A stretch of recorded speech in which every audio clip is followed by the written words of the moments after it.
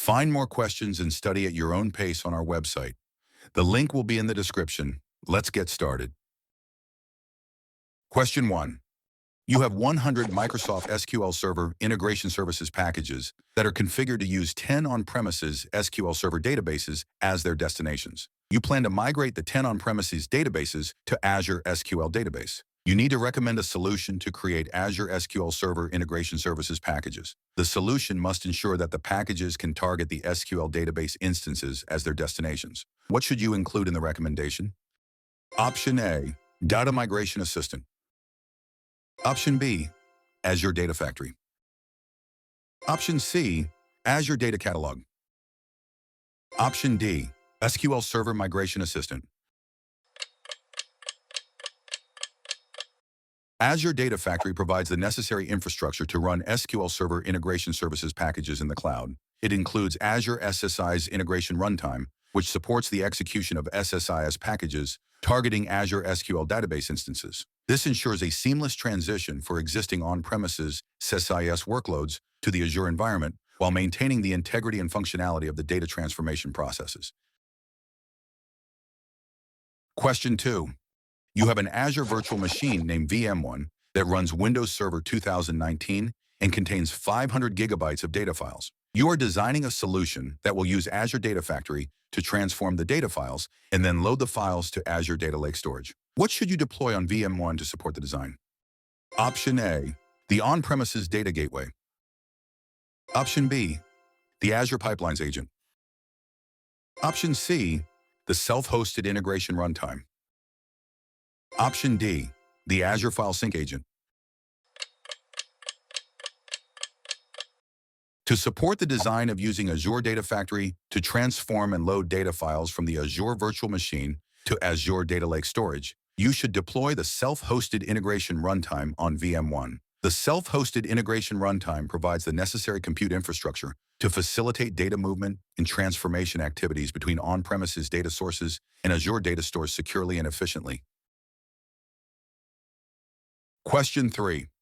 You need to design a highly available Azure SQL database that meets the following requirements. Failover between replicas of the database must occur without any data loss. The database must remain available in the event of a zone outage. Costs must be minimized. Which deployment option should you use? Option A, Azure SQL Database Hyperscale. Option B, Azure SQL Database Premium. Option C, Azure SQL Database Basic. Option D, Azure SQL Database Serverless.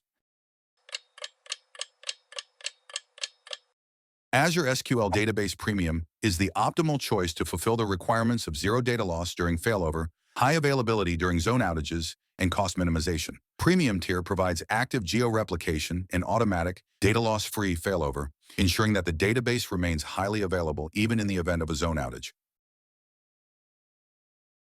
Question 4. You have an on-premises Microsoft SQL server named SQL1 that hosts 50 databases. You plan to migrate SQL1 to Azure SQL Managed Instance. You need to perform an offline migration of SQL1. The solution must minimize administrative effort. What should you include in the solution? Option A, Azure Migrate. Option B, Azure Database Migration Service. Option C, SQL Server Migration Assistant.